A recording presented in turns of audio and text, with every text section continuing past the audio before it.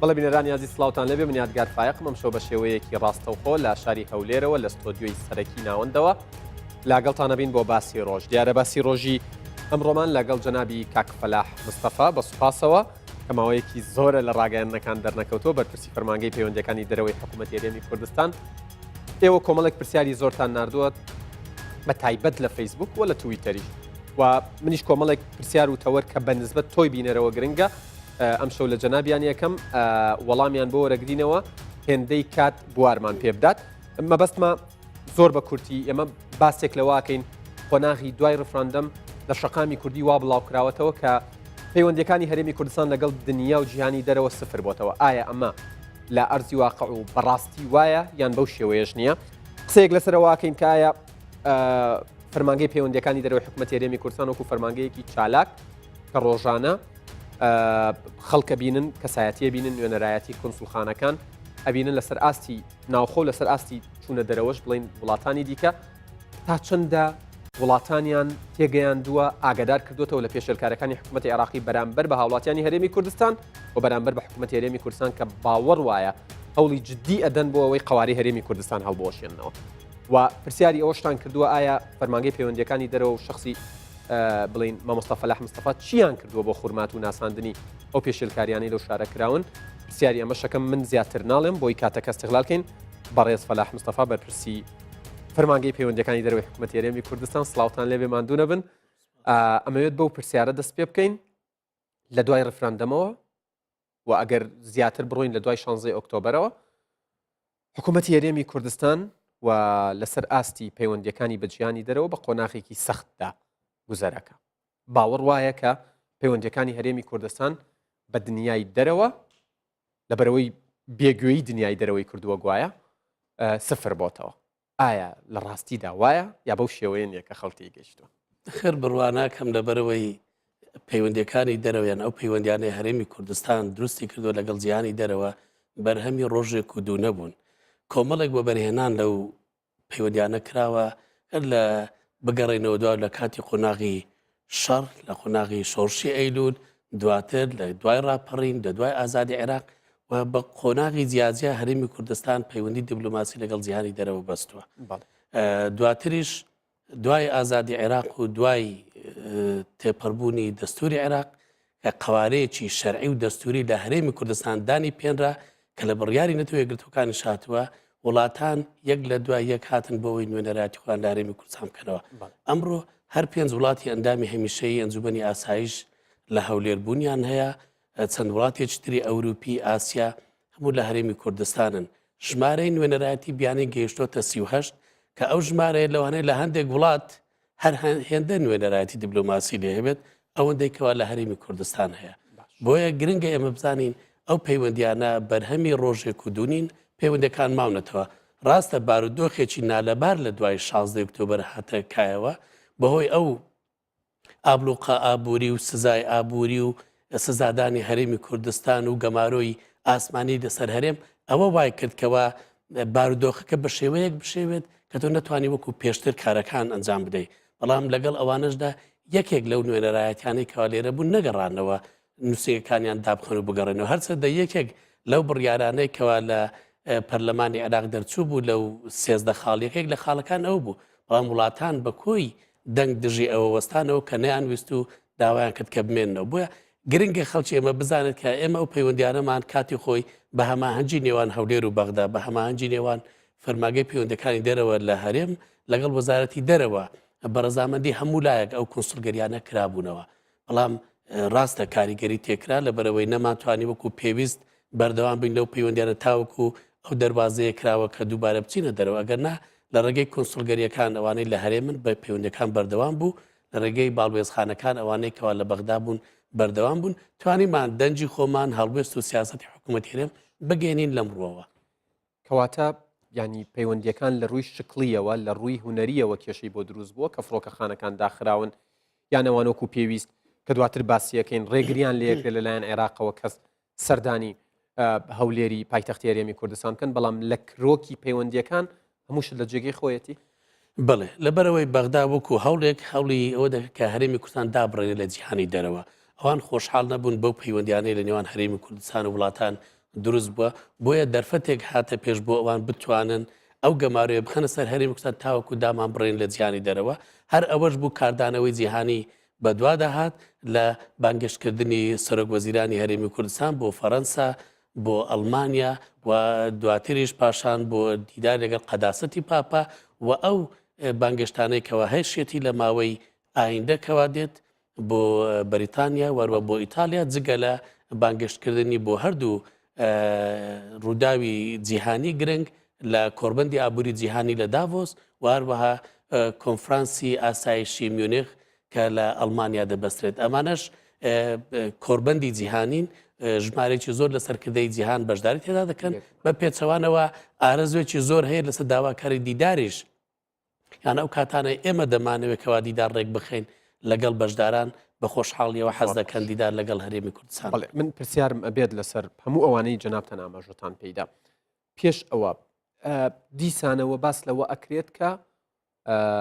چیتر ئەمریکا وەکو هاوپەیمان ناڕوانێتە هەرێمی کوردستان ئایا ئەمەش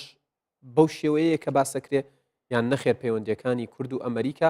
ڕەنگە بە ساردیەکە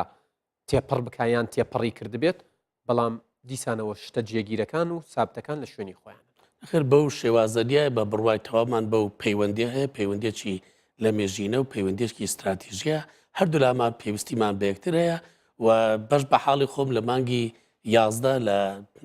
واشنگتن بووم ئەو پەیامێکەوە لە واشنگتن بە ئێمە درا و دواتریش ئەو پەیامێکەوە لە ڕێگەی کۆنسلگەری گشتیان لە هەولێر و باڵوێزخانەیان لە بەغدا و بەڕێز برێت مەگەرکەش کە هاتووە جەختکردنەوە لەسەر ئەو پەیوەندیە جەختکردنەوە لەسەر بایەخدان بە هەرێمی کوردستان حکوومەتی هەرێمی کوردستانی بەهێزیان دەبێت پشتیوانی لە مافی دەستوری ئێمە دەکەن و جەخت لەسەر دیالۆگی نێوان هەولێر و بەغدا دەکەن ئەوانە هەموو ئەو خاڵانن کەەوە لە ئەمریکا چەند جار دوو پات کراونەتەوە. باشە یەکێک لەو پرسیارانەی کراوە کە من ئەبێ بە ئەمانەتەوە بیگەێنم ئەوەیە ئەڵێت بڵین کاک فەلاح مستەفا لە زۆربەی چاوپێکەوتنەکان و تویەتی زۆربەی وڵاتان لەگەڵ سربەخۆی کوردستان بەڵام وا دەرنەچووە ڕوونکردنەوەی جەنابتان بۆ ئەمە چییە؟ زانی قۆناغێکی درێژ بوو من ئێستاش دەڵێم زۆرێک لە وڵاتان پشتیوانی لە سربەخۆی کوردستان دەکەن لەو کاتێک کە کوردستان خۆی سربەخۆی ڕادەگەێنێت بەڵام هیچ وڵاتێک نایەت بەر لەوەی تۆ سربەخۆی ڕابگەێنێت ڕای بگەێنێت کە ئەو پشتیوانی لە سربەخۆی کوردستان دەکات کۆمەڵێک وڵاتان هەست بە ئێمە دەکەن بە قۆناغی وەکو ئێمە تێپڕۆین هەست بە ئازاری ئێمە دەکەن و بەو قۆناغانێکەوە پێ تێپڕ بووین و دەزان ئێمە شایستەی دەوڵەت بوونین بەڵام بەداخەوە دەوڵەت بوون پرۆسەیەکی ئاسان نیە ئاستەنگی زۆر لەبەردایە و بە تایبەتی بۆ ئێمە کە لە ژینگەیەکی وا دەژین کە لەوانە هێشتا ئامادە نەبێت و هەمومان هەڵسوکەوتی بەغدامان بینی کاتێ ئێمە کە بە ناچاری بڕیاری ڕیفراندۆماندا لەبەرەوەی هیچ ئومێدێکمان بۆ نەمان لە عێراق بژین نەک وەکو هاوبەش نەوەکو یەکسان و ئەو کاتەش و هەرێمی کوردستان سربەخۆی ڕانەگەیان مافێکی دیموکراتی مافێکی ئاشتیانەی پیادە کرد بۆی بە هەموو جیهان بڵێت کە من سربەخۆیم دێت بەڵام بەداخەوە بەغدا ئامادە نەبوو دیارە بەغدا خۆی خەڵکێکی بانگێش کرد بۆ ئەوەی دەست بخەن نێو کاروباری عێراق بۆی ئەو پرۆسەی ڕابگرن کێشەکە لەوەدایە کە جیهان تەنها لەسەر پرنسیپەکان نییە ئەگەنا لە پەیماننامەی نەتەوەی گرتوەکان ڕاستە دام بە مافی چارەی خۆنووسین دەنێت بەڵام دەستەوبەندی دەکات و دەیبەستێتەوە لە خاڵێکی تر سەبارەت بە سەروەری وڵاتان و هەندێک پرس بە پرسی نێوخۆی وڵاتان دەبێت ئێمە قوربانی ئەو پرسە بووین بۆ ئێمە گرنگە کە بزانین ئێستاش پشتیوانی بۆ دۆزی کورد بۆ گەلی کوردستان بۆ ئەو ئەزمونێک کە هەمانە هەیە و بەردەوامیشە بەڵام بارودۆخەکە بە شێوێک گۆڕا من دەتوانم جەخت لەسەرەوە بکەمەوە ئەو پشتیوانیەی لە دەرەوە هەیە زۆر گرنگتر و پڕبەهاترە لەو هەوڵانەی لە نێوخۆ دەدرێت بۆ بنکۆڵکردنی ئەو ئەزمونەی کە ئەمانە سەرەوەش بێت لە پێش بەرنامەکە لە وردە گفتوگۆیەکی کەمە ئاماژەت بەوەدا هەموو شتێک لەسەر شاشەی تەلەڤیزیۆن ناوترێت سەبارەت بە پەیوەندیەکانی هەرێم بە دەرەوە و مامەڵی ئەوان لەگەڵ ئێمە بەڵام دیسانەوە ئەپرسمەوە جەنابتان لە دەرەوە وەکو وەزیری دەرەوەی هەرێمی حکوومەتی هەرێمی کوردستان مامەڵەتان لەگەڵ ئاکرێ ئەوەی پێویستە یان ئەوەی دەکرێت بینەر ئاگاداری بێ سەبارەت بە ڕای وڵاتان لەسەر هەرێمی کوردستان چییە و چۆن ڕوانە ئەم قوارەیە؟ ئەگەر سەیری بکەن لە ماوەی چەند ساڵی ڕابردوو ئەمە ڕۆژ لە دوای ڕۆژ بۆ کۆربەندە نێودەوڵەتەکان بانگێش دەکرێن لە ئاستی وەزیر بەشداریمان کردووە پەناڵمان پێدەدرێت کۆبوونەوەی دوو قۆڵی لەگەڵ وەزیران کاتی لە مانجی نۆی ساڵی ڕابردوو لە نیویۆرک بووم لەگەڵ ژمارەیەک لە وەزیرانی دەرەوەی وڵاتان کۆبوونەوە چاوپێکوتمان هەبوو ئەو دەرگانە کرانەوە بەڕووی هەرێمی کوردستان ئەوە کرانەوە بوو بەڕووی ئەزمموی سەرکەوتوی هەرێمی کوردستان ئەزمموی گەلێک کە چەسا بووە کە دەیەوێت بە لە ئاشتیانە بژی و ئەزممونێکی بۆ خۆی پێشکەش کرد زۆر جیاواز لەو ئەزممونەی کە شکستی خوارد لە بەغدا هەرێمی کوردستان لەگەڵ ئاشتی و سەقامگیریە کە خاڵێکی زۆر گرنگە بۆ هەموو جیهان هەرێمی کوردستان لە بەرەی دژی تیرۆریزم و لە دژی تونندڕەویە ئەوەش خاڵێکی زۆر گرنگە هەرێمی کوردستان باوەشی خۆی کردەوە بۆ حەوانەوەی ئاوارە و پەنابەران کاوەش خاڵێکی زۆر گرنگە هەرێمی کوردستان بووە لانەی پێکەوە ژیان و لێبوردەیی بۆ پێکاتە ئاینی و نەتەوەیەکان ئەوانە خاڵی گرنگن جگە لەمانش کۆمەڵێک پرس و بابەتی تر هەند گرنگن بۆ نمونە تواناسازی ئافرەتان یەکسانی جەندەری دابینکردنی دەرفەتی کار و ئەو حکوومەتانەی کەوا بڕوایان بە دیموکراسی هەیە و پیادەی دیموکراسی دەکەن بە سیستەمی حکومڕانی باش دەڕۆین بەڵام کێشەی ئێمە لەوەدا کە خەڵکی ئێمە دەیەوێ بە پێوەری دەوڵەتێکی سربەخۆ محاسبەی هەرێمی کوردستان بکات هەرێمی کوردستان سربەخۆ نەبوو هەرێمی کوردستان بە هەر شێوەیەک ویست بچێتە دەرەوە بەدەیان بربەستی لە بەردەست بوو لە بەردەم بوو مامۆستا هەموو ئەو خاڵە گەشانەی سەبارەت بە هەرێمی کوردستان ئاماژەت پێدا دێمەوە سەر پرسیارەکە وای نەکردووە وڵاتان یعنی مامەڵەیەکی جیاواز لەگەڵ ئەم هەرێمە بکەن کە چیرۆکێکی سەرکەوتووە لە ناو عێراقێکی وێرانە کردیان هەرێمی کوردستان یەک هەرێمی ترمان پێ بڵێ لە جیهان کە وەکو هەرێم ئەو پێگە بەهێزەی هەبێت مامەڵی جیهانی لەگەڵدا بکرێت بەڕاستی کردیان لە جیهانی دەرەوە کێشەمان نەبوو لە پێشوازیکردن لە شاندەکانی هەرێم لە مامەڵەکردن لەگەڵ هەرێم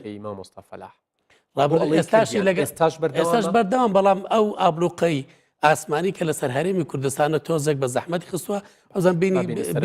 بیستان لەسەرەوە ئەگەرنا لە دەرەوە بە هەمان شێوە چکە ئێستاش بە ئومێد بە پێچەوانەوە لەوانەیە کە ئەو هەڵوێستەی تاوەکو 25 هەبوو لە دوای ئەم بەروارەوە هەڵوێستی نێودەوڵەتی دووبارە لەگەڵ ئێمەیە لەگەڵ بەغدانیە لەبەرەوەی کەسیان رازینی لەو هەنگاوانەی بەغدا کوردیەتی چکە زۆرێک لەو هەنگاوانە نادەستورین نایاساین و پێویستیش نەبوو ئەو نوێنەرایەتیانی لە هەرێمی کوردستان هەن ئاماژەت بەوەدا کە 38 نوێنەرایەتی بیانی لە هەرێمی کوردستان هەیە ئەم نوێنەرایەتیانە نە بە فڕۆکەی تایبەت و نە بە ئۆتۆمبیل هاتوچووەکەن هەر لە ڕێگەی فڕۆکەخانەی نێودەوڵەتی هەولێریان سلێمانیەوە بۆ نمونە هاتوچۆیان کردووە ئێستا بە چاوی خۆیان نەبینن حکوومەتی عێراق پێشێلکاری ئەکات بەرامبەر هەرێمی کوردستان و لە هەنگاوێکی نائاسایی و نایاسایی دوایەوەی 29 دوانزە ئەبوو ئابلوقە و بڵین داخستنی ئاسمانی هەرێمی کوردستان کۆتایی بێت ئەبینی وەکو خۆیان ئەڵێن ئیلا ئەجەلین موسەما تا داهاتوویەکی نادیار تازەیە کاتەوە ئێوە وەکو فەرمانگەکەی خۆتان ئەمە تانگەیاندووە بە نوێنەرایەتیەکان ئایا ئەوان چه هەڵوێست و فشارێک بەکارەیەنن هەموو لایەک ئاگادارن کە ئەم بڕیارێکی سیاسیە ئەم بڕیارە بۆ سزادانی گەلی کوردستان ئەوان لەو ڕاستێ دەزان کە بەهۆی ئەو جیاوازیانی لە نێوان هەولێر و بەغدا هاتە پێش ئەم بڕیارێکی تەکنیکی نییە بڕیارێک نییە کە فڕۆکەخانەکان پێویستیان بۆ نۆژەنکردنەوە بەدیان لەو بابەتە دەزان بەڵام ئەوانیش ناتوانن لە ئاستێک زیاتر فشار بکەن فشاری خۆیان بەکاردێنن هەموو کەناڵەکان بەکاردێنن چکە داخستنی فڕۆکەخانەکان کاریگەری هەبووە بەسەر هەموو بوارەکان بواری پەناهەندەکان ئەوەی نەخۆشەکان ئەو خەڵکانەی کە ڕێکخراوە غێرە حکومیەکان هەر هەتا دیپلۆماتکارانش هەمویان زەرمەند بوون لەو پرۆسێ بەڵام بەداخەوە تاکو ئێستا بەغدا بەو شێوە نەهاتە پێش ئومێدەوارین ئەو ئیجابیەکەوە دوێنێ بینیمان لە بەغدا لەگەڵ لە نێوان شاندی هەرێم و شاندی بەغدا ئومێد دەکەن کە ئەوە ببێتە مایە هەنگاوی پراکتیکی و ببێتەکردنەوەی دەرگا دووبارە جگە لەو هەنگاوانەی جگە لەو هەواڵانەی لە بڵین لە کەناڵەکان و لە سایت و پیجەکان ئەوانی تۆڕە کۆمەڵایەتەکان باسەکرێت هیچ باسیەوە کراوە بەم نزیکانە فڕۆکەخانەکانی هەرێمی کوردستان بکرێنەوە ئەو لیژنەیە بۆمە بەسە دانیشتووە بۆ هیوادارین کەوا بتوان بگەنە ڕێککەوتنێک ئەگەر مەسەلە دەستوری عێراق بێت ئێمە پابەدبوونی خۆنمان ڕاگەاندووە بە دەستوری عێراق و هیچ کێشەیەک نابێت لەبەرەوەی لە دەستور هەندێک دەسەڵات هەیە دەسەڵاتی حکوومەتی فدرال لە ناون هەندێک دەسەڵاتی حکوومەتی هەرێم و هەندێک دەسەڵات هاوبەشە بۆیە ڕوونە ئەگەر مەسەلە یەکلاکردنەوەی ئەم پرسە بێت لەسەر بنەمای دەستور زۆر بە ئاسایی دەتوانین چارەسەری بکەن بەڵام ئاماژەت بە خاڵێک کرد بۆ ئێمە وەکو پەیوەندەکان زۆرێک ئەو پەیوەندیان لەسەر بنەمای متمانە دامەزراون ئەو پاراستنی ئەو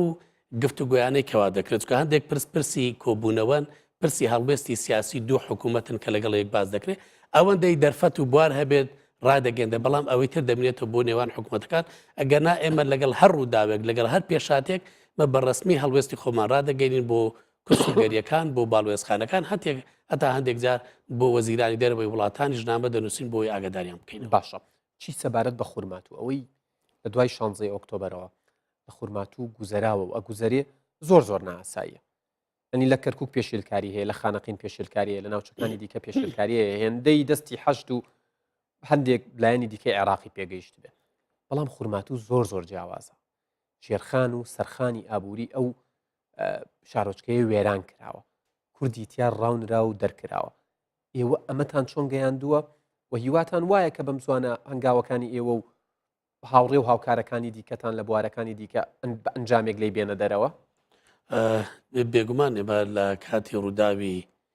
نەخوازراوی لەم شێوەیە ڕاستەخۆ هەموو لای ئاگادار دەکەینەوە ئێمە کۆبوونەوەی فراوانمان لە فەرمانگەی پەیوەندیەکانی دەرەوە بەست بۆ ئاگادارکردنەوەی کۆمەلگای نێودەوڵەتی دواتریش بە نامەمان نووسی بۆ هەموو کۆسڵگەریەکان بۆ نەتەوە یەکگرتوەکان و بۆ باڵوێزخانەکان لە بەغدا بۆەوەی ئاگاداریان بکەنەوە بەڵام لێرە دەمەوێت دەستخۆشی لە کەناڵەکانی ڕاگەاندنی هەرێمی کوردستان بە تایبەتی کوردستان 24 ڕوودا و کە ڕۆڵێکی گرنگیان بینی لە پیشاندانی ئەو نەحەقیەی کە بەرامبەر بە گەلی کوردکرا بوو لەو شوێنە چکە زۆرێک لە راپۆرتەکان خۆی شاید حاڵێکە کە ناتوانێت کەس نکۆڵی لێ بکات باشە باسی کوردستان 24 کرد لەگەڵ ڕوودا و ئەم دوو کەناڵە ئێستا ڕێگەیان لە یەکیرێت لە شارەکانەوەی لەژێر دەسەڵاتی حکوومەتی ئێتیحادیە کە ڕووماڵ بکەن ینی کارەکانیان بکەن بەبێ ئەوەی هیچ پاساوێکی منطقی هەبێت کە لەگەڵ دنیای مێدیایە یەک بگرێتەوە هیچ باسی ئەمەتان کردووە کە ئەمە یەکرێت دیسان پێچەوانەی دیموکراسی لە عێراق کێشەی ئێمە لەگەڵ عێراقەوە عێراق بە ئاراستەیەکی ڕاستدا ناڕوە گوێ ناگرێت عێراق نەک گوێ ناگرێت عێراق ئامادە نییە ئەو ئەزمونێکەوە هەیە ئەو عێراقی کە ئێمە لە 2023 هەرزوومەندانە چوینەوە بۆەوەی درستی بکەین ئەو عێراقە نییە کێشەی ئێمە لەگەڵ بەغدا ئەوەیە ئەو سیستەمەی کە دەبواە فیدرالی بێت ئەو سیستەمەی لەسەر بنەمای دابشکردنی دەسەڵات و داهات و پێکەوە ژیانی یەکسان بێت ئەوە نییە کێشەکان لەوە دەگرێتەوە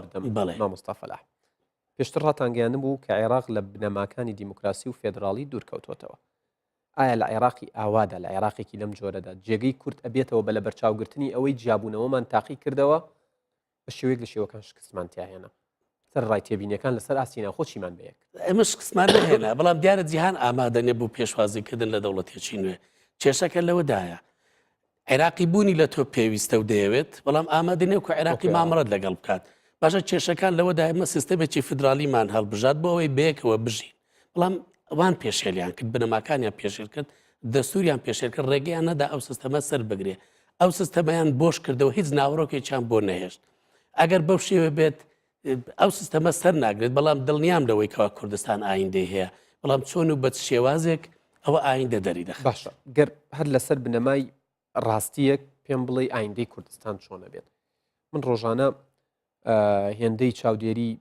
بڵین تویتەرەکەی جەنابتانەکەم لە تویتی جیاوازە باس لەواکەن خەڵکی زۆر جیاوازە بینن کەسایەتی جیاواز نوێنەری جیاواز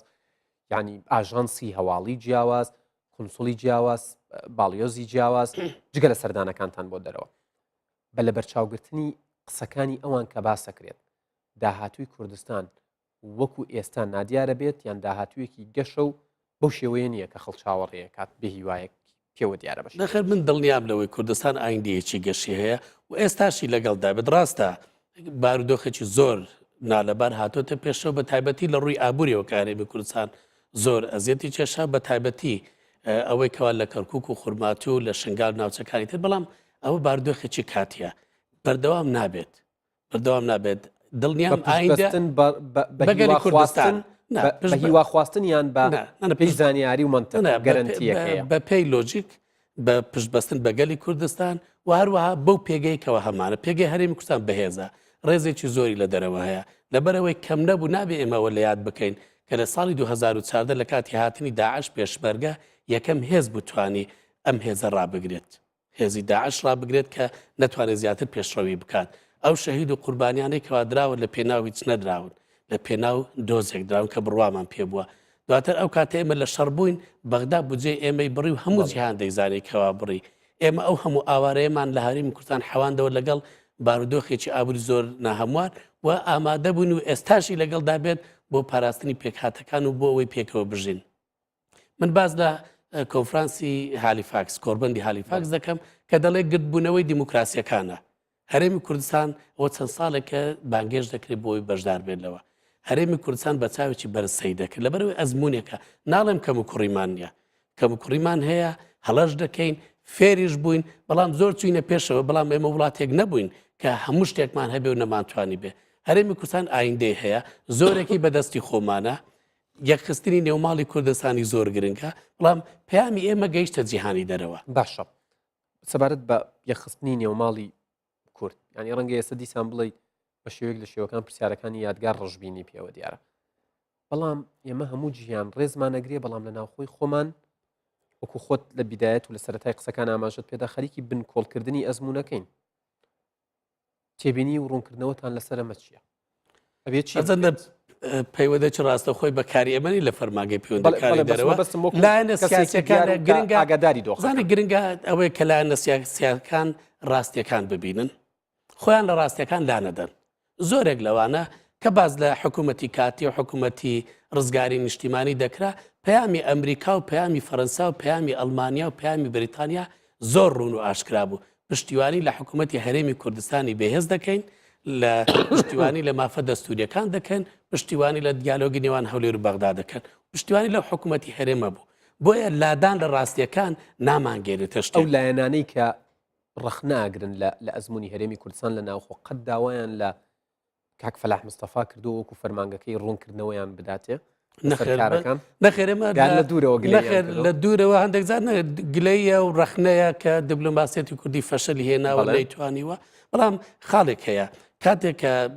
لە هەڵبژاردن پارتە سیاسەکان بەشداری دەکەن پارتێک زۆرینە دەباتەوەیان زۆرترین ژمارەی کورسەکانیان دەنگەکان دەباتەوە ئەو پارتە باڵا دەست دەبێت لە ناوحکوومەت ئەو وەزارەت و ئەو فەرمانگانە وەردەگرێت کە لای مەبەستە و سیاسەتێکەوە لە کابینەی حکوومەتەکە پەسەند دەکرێت ئەو سیاسەتە جێبەجێ دەکرێت هەرێمی کوردستان وستی بازەی پەیوەندەکانی فراوان بکات لەگەڵ جیهانی دەرەوە وڵاهانی وڵاتان بدا بۆەوەی بێن لە هەرێمی کوردستان نووسنگە و کنسڵگەری بکەنەوە هانی وە بەرهێنانمان دەرا لە ڕێگەی نوێ نەرایەتەکانی حکوومەت هێرم هانی پەیوەندی ڕۆشنبیری و ئابووری و پەیوەندی پەروەردەیماندا لەگەڵ جیهانی دەرەوە کاری ئێمە دیار کراوە کارمان کردووە لەگەڵ جیهانی دەرەوە بەڵام لە ناوخۆ ئێمە باسی وەش ناکەین کە 100% هەموو لایەنێک دەرفەتەوەندەی تێدا خەڵکێک گەر بڕیاری ئەوە دەدا بێتە ئۆپۆزیسیۆنی بەرپرسیانە بەڵام بە بەرنامەیەکی بەدیل بە بەرنمەیەک بێتە پێشەوە کە لەگەڵ بەرنمەی من ناگونجەی بەرنامەی خۆت بخێستا بێت هەنگاوی وڵاتان بۆ ئەوەی بەلجیکا بۆ نمونە یۆناان پێشتر ئاماژەت پێدا کاتێ ئەیانەوێت لە کورد نزیک بنەوە لە هەولێر نزیک بنەوە بەڵام لەلایەن حکوومەتی عێراقیەوە ڕێگریان لەیەکرێت چەندین بەرپرسی دیکە بینیمان بە بۆنەیەوەی حکوومەتی عێراقی ڕێگری کردووە سەردانەکەی بۆ عێراق و بۆ بەغداش هەڵوەشاندەوە چونکە نەهات یعنی ئەوان تێبینیان چیە لەسەرمە ئایا ئەم هەنگاوش دیسان هەنگاوێکی تەواو ناسیاسی و نائاسایی و نایاسایی نییە ڕێگەدان بە سنوور هەیە بەڵە سنوور هەیە ڕێگەدان بە هاتینیشان بە وڵاتەکە ڕاستە لە دەسەڵاتی ئەو وڵاتەی خانەخوێ یان وڵاتێکەوە میواندارێکە قبول دەکات بەڵام سنووردارکردنی کەوا نەهێڵێ بۆ شوێنێک بڕوات ئەوە ئەو وڵاتانە ئامادە نەبوون ئەو مەرجە قبول بکەن بۆیە بڕیاریان بەرژەوەنەکە بەڵێ بێگومان پەیامێکی زۆر دروست دەنێرێت کە بەغدا هەڵەیە لەم هەنگاوە پێویستە ئەگەر ئەوان بیانەوێ هەرێمی کوردستان وەکو بەشێک لە چوارچەوەی عێراق بنێتەوە پێویستە مامەڵێکی یەکسانی لەگەڵدا بێت سەردانی شاندی حکوومەتی هەرێمی کوردستان سەرۆکی حکوومەت جێگری سەرۆکی حکوومەت کاکە بڵین کاکە نێچیرەوان و کاکە قوبات کە سەردانی دەرەوەکەن سەردانی فەڕەنسایان کردو سەردانی ئەڵمانیان کردو خۆ ئاماژەت پێدا تازە گەڕاونەتەوە سەردانی ڤاتیکان و بینینی پاپا و لە داهاتووشە سەردانی بریتانیا و ئیتالیا چ کاریگەریەکی ئیجابی هەیە بە نسبەت چارەسەرکردنی کێشەکانی نێوان هەولێر و بەغدا و بڵین ئاسایی بوونەوەی دۆخەکە بە نسبەت هەرێمی کوردستان و هاوڵاتیانەوە گومان لەوەدانە عێراق لە دابران ناژێ عێراقیش مامەڵە لەگە کۆمەلگای نێودەوڵەتی دەکات و پشتیوانێکی زۆر لە نێودەوڵەت لە کۆمەلگای نێودەوڵەتی وەردەگرێت ناتوانێت هەموو کاتێک داواکاریەکانی ئەوان ڕەت کاتەوە بۆیە زۆر گرنگ بوو کاتێکە کۆمەلگای نێودەوڵەتی بینی ئەو فشارانە عێراق بەردەوامە سزا ئابوووریەکان بەردەوامە گەماروی ئاسمانی بەردەوامە ئەو بانگەشتنامانە هاتن بۆی پیشان بدەن عێراق کە ناتوانێت بەو شێوە مامەڵە بکات و هەرێمی کوردستان توانی پەیامی خۆی بگەێنێت نەک لە هەولێرە و بەڵکو لە پایتەختەکانی جیهان یەکەمیان بۆ تێگەیشتنی هەڵوێست و سیاسەتی هەرێمی کوردستان بۆ ڕوونکردەوەی زۆر لەو پرسو بابەتانە ڕاستەوخۆ لەگەڵ سەرکردەکانی جیهان و بۆ داواکردنی پشتیوانی لەبەرەوەی ئەوەی هەرێمی کوردستان داوای کردووە کەمترین لە مافەکانی خۆمانە پابەت بوون بە دەستور بامشێک لەوە زیاتر عێراق چی دەوێت و پێویستە عێراق بێتە پێشەوە کاتێک عێراق نایەوێت تۆ سەربەخۆ بیت پێویستە لە چوارچێوەی ئەو دەستورە هەموو مافەکانمان مسۆگەر بکرێت بۆیە گرنگە ئێمە ئەو پەیوەندی نێودەوڵەتیانە بەردەوام بێت و ئەو بانگەشتانە ئەوڕێن یەک خولەکەم بنێ دوو پرسیارم ماوە لە کاکفەلا بە سوپاسەوە لە یەک کەمتر لە خولێک سوپاس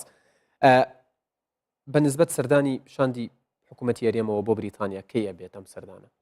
ئێمە لەگەڵ کۆنسڵگەری و لەگەڵ باڵبەستخانەی بەریتانیا لە پەیوەندی بەردەوامدان بۆ دەستشانکردنی کاتێکی گونجاو لە ماوەی داهاتوو بەڵام کاتێک بێت ئەگەر هەیە لە سەرەتای مانگی دوو ڕووبدات نەخێر لەوانەیە لە نیوەی دووەمی دوو یان لە مانجی سێبێت باشە پرسیاری کۆتاییم هەوڵەکانی حکوومەتی عێراق و شخصی عەبادی جددین بووە هەڵۆشانەوەی خەواری هەرێمی کوردستان ئێوە لە فەرمانگەی پەیوەندیەکانی دەرەوە چۆن ڕێگری هێندەی پشکتان بەرەکەوێت لەم هەنگاواکە ئێمە دەمێکە هەر لە دوای ڕووداوەکانەوە یەکسەر من نامەمان نووسی بەش بە حاڵی خۆم ژمارەیەک نامەم نووسی بۆ وەزیرانی دەرەوەی وڵاتانی جیهان بۆ ئاگادارکردنەوەیان جگە لەوەیکەوە بۆ کۆنسڵگەریەکانمان نووسی بۆی ئاگاداریان بکەن لەو هەوڵانە ڕاستە ئەو هەوڵاندە بەڵام ناتوانن لەبەرەوەی دەستور ڕێگەیان پێ سەر ناگرێت لەبەرەوە شکست دێنە زۆر بە خراپیش دەشکێتەوە لەسەر بەغدا بەڵێ کاک فەلاح مستەفا بەرپرسی فەرمانگەی پەیوەندیەکانی دەرەوەی حکوومەتی هەرێمی کوردستان زۆر سپاس بۆ ئەم دەرفەتە ماندوو نەبی دەستت خۆش بەڵێ بینەرانی ئەزیز باسی ڕۆژ کۆتایی هات تا باسی ڕۆژێکی دیکە ئێوە و کوردستان لە ئەمانەتی خوادابن کاتێک